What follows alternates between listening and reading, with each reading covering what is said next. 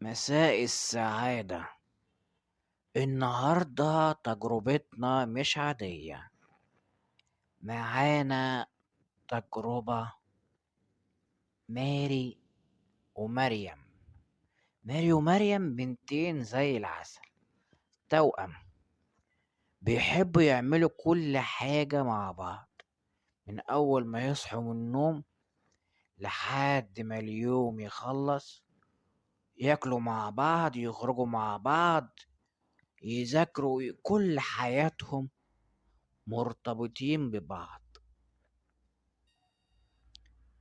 فمريم حبت تعمل هدية عيد ميلاد لأختها.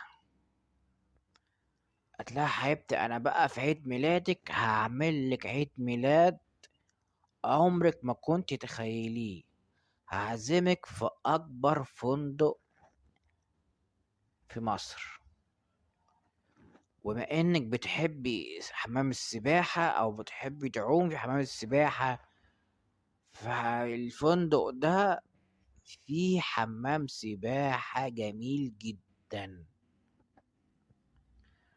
فطبعا اختها وافقت وقالت لها ميرسي يا حبيبتي، ميرسي يا اختي، وانا في انتظار هديتك. وفضلوا يهزروا واليوم جميل جدا والاهالي مبسوطة، الاتنين الاخوات بيحبوا بعض اوي كده. فهم استأذنوا والدهم والدتهم اللي هم هيروحوا يقضوا كام يوم في الفندق ده. والدهم قال لهم طب نروح كلنا مع بعض. قالوا معلش يا والدي، احنا ممكن بس هما يومين تلاتة بالظبط، واحنا بقى يعني هنضحك مع بعض ونقضي كده مع بعض فسحة ودافئ يعني في نفس البلد يا حبيبي. وبعد ما فضلوا يتحايلوا على والدهم، والدهم من كتر حلو بيحب البنات ويحب عياله قوي، قال لهم خلاص تمام مفيش مشكلة، بس كل يوم تتصلوا بيا عشان اطمن عليكم. وبالفعل خدوا العربية وراحوا الفندق. سألوا على الحجز، هم اصلا كانوا حاجزين. فالاستاذ بتاع الريسبشن ادالهم المفتاح، واحد طلع لهم الشنط، وكل واحدة استلمت خلاص الأوضة اللي هم هيقعدوا فيها. المنظر من فوق حاجة تانية، حاجة كده يعني، منظر جميل أوي، شيك، قمة الشياكة، تحس إن أنت قاعد في بلد تانية خالص غير مصر. من كتر الجمال أو من كتر الشياكة تحس إنك أكيد دي مش جوه البلد اللي إحنا عايشين فيها. ماري بتعشق النت، مقضية يومها كله على النت. فقالت تشوف إيه الجمال ده، تبحث عنه على النت. الصدمة الكبيرة اللي أول ما كتبت اسم الفندق تقريبا اللي حصل حادثة سنة 2017 أو 2018. الفندق حصل فيه حوادث كتير قوي، والفندق ده كان هيتقفل بسبب الحوادث الغامضة دي. الحادثة المشهورة اللي بنت نزلت البسين وبعد شوية لقوها عايمة فوق المية. مات ازاي؟ ده اللي محدش عارف. مكتوب على النت اللي فيه ناس بيقولوا اللي هي في قلب البسين اللي شعرها اتهمل في الصرف بتاع المية، ومفيش حد عرف ينقذها، اللي كان جنبها ما قدرش يعمل لها اي حاجة، وفين وفين لما كان المنقذ او الاستاذ او الغواص اللي مسؤول عن البسين او الانقاذ بتاع الناس ما لحقش يعمل لها حاجة، ولما جاب مقص عشان يقص لها شعرها كان خلاص ماتت. البنت اللي ماتت كانت عندها حوالي 7 8 سنين، ده في البسين بتاع الأطفال الصغيرة. دي كانت حادثة مشهورة سنة 2017 2018. في ناس أكيد هتعرف الاسم فندق.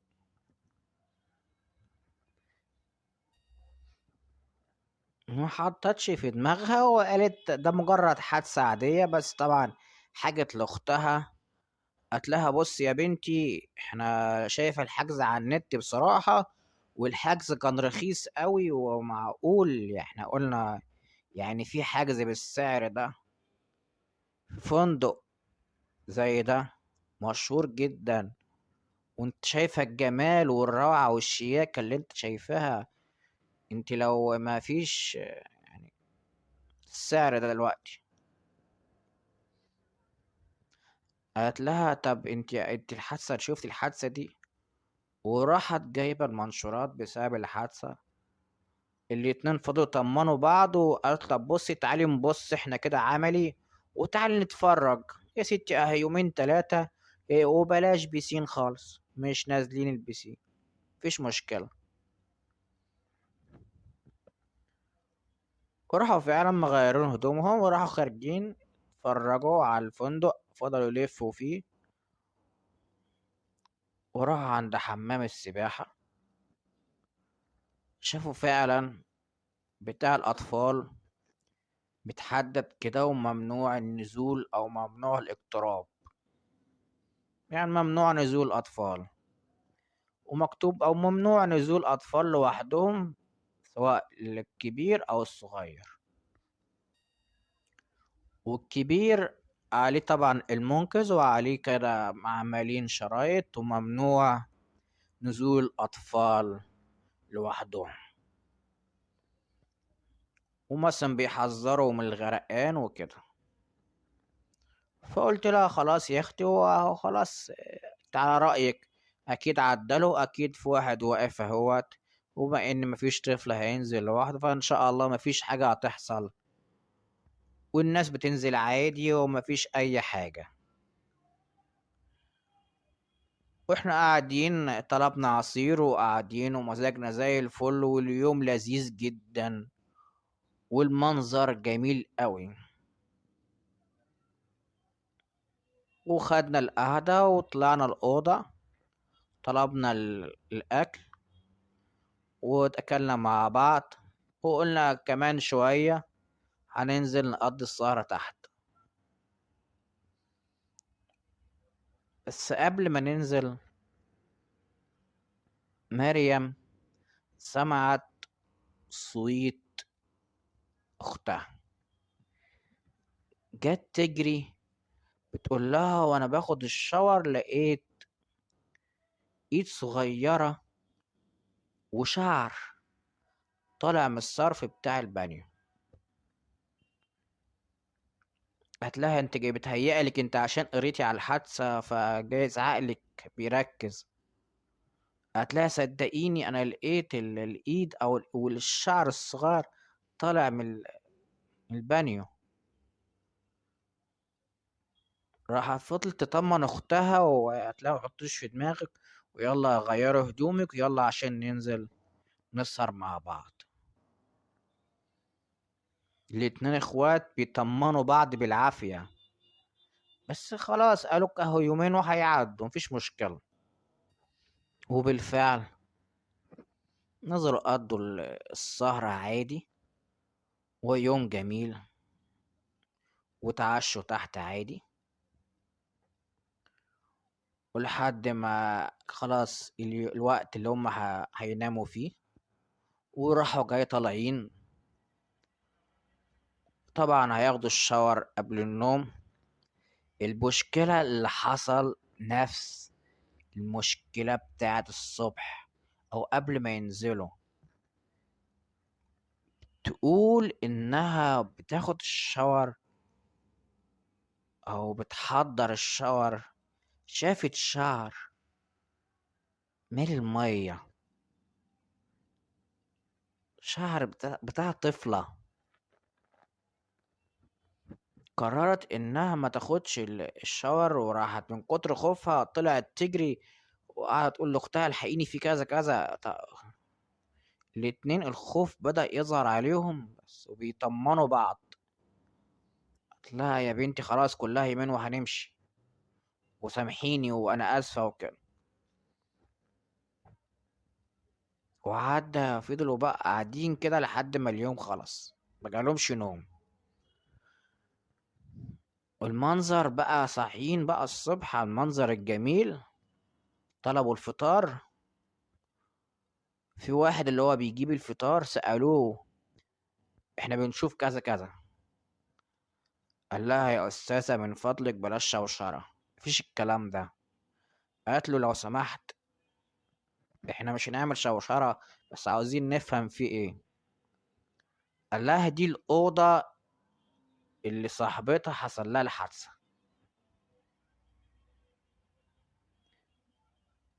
فمش صدمة ساكتين كده يعني معقولة دي نفس الأوضة؟ قالت لها للأسف هي دي الأوضة اللي كانوا واخدينها، حصل لهم الحادثة دي للبنت دي. وقعدنا فترة الفندق خد سمعة اللي هو فيه حاجة وحشة بتحصل في المكان، وإن روح البنت دي بتطلع للناس اللي قاعدين هنا. وبس يا أستاذة هو ده كل المشكلة. من فضلك أنا ما قلتلكيش أي حاجة عشان ما اضطردش من المكان. ماري ومريم قالوا لا لا خلاص خلاص شكرا ميرسي جدا لذوقك، وراحوا مدينله قرشين وخلاص. يا بنتي احنا هننزل البسين دلوقتي ولما نرجع وخلاص ونطلع ونروح.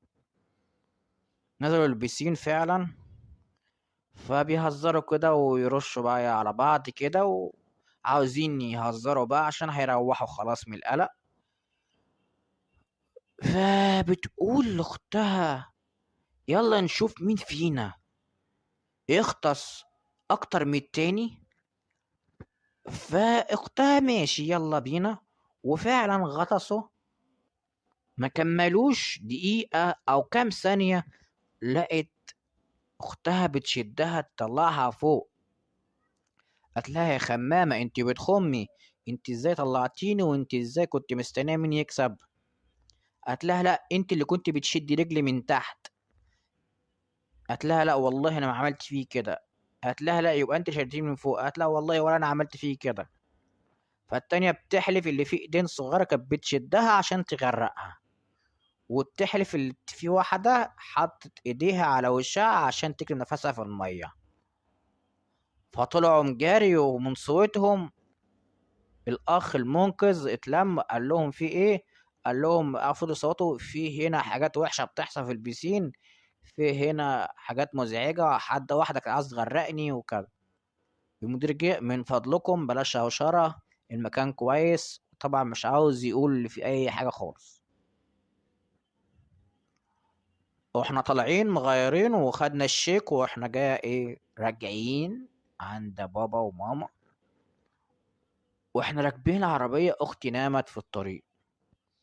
فجأة صحت وهي بتصوت الحقيني، في واحدة حاطة ايديها على وشي وعاوز تكتم نفسي، ايدين كده صغيرة. قلت لها يا حبيبتي ما تخافيش احنا في العربية.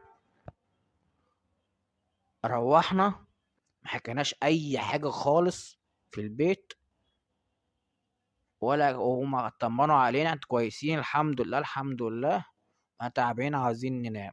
طبعا عاوزين ناخد الشاور اللي ما مش قادرين ناخده بأمان هناك. كنت راحت داخلة، غابت فترة،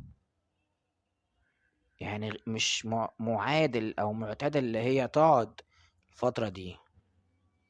خبطنا عليها يا ماري يا ماري، ما بتردش. هي معتادة اللي هي تشغل مزيكا، هي بتاخد الشاور.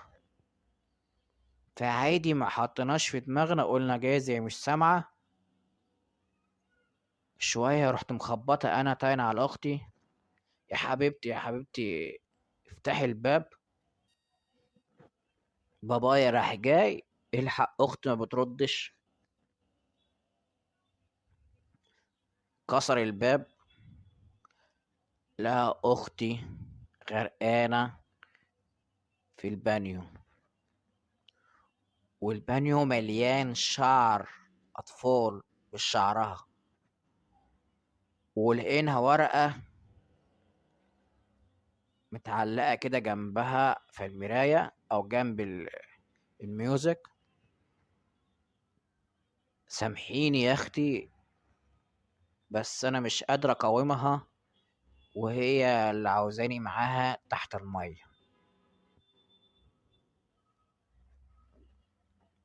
ايه الورقة دي، ايه الورقة دي؟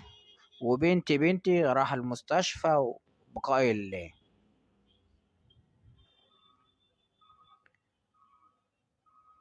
حكت له كل حاجة، ودي اللي حصل الحادثة في الفندق، واللي هي بدأت تطلع علينا في كل شوية في مكان. من دلوقتي أو قعدت فترة منتظرة إن هي هحصل أختي بنفس الطريقة، وإن للأسف كنت قعدت كل شوية بلاقي نقط مية كتير على السرير، وبشوف في أحلامي نفس البنت بس مش باين وشها، وإن هي بتندع عليا وعايزة تاخدني مع أختي عشان نبقى احنا الاتنين عايشين معاها تحت المية. يا ترى دي روحها ولا قارنها؟ احنا عايشين في العذاب ده بسبب الطفلة دي وبس خلاص. ودي كانت مغامرتنا النهاردة. لك الحق يا صديقي انك تصدق ولا لا، بس للأسف دي فعلا اللي حصل لبنت او لاتنين اخوات من غير ذكر اساميهم الحقيقية. استنونا بكرة ومغامرة جديدة مع قناتكم، قناة قصص عماد. ما تنساش رأيك تحت يا صديقي. السلام عليكم.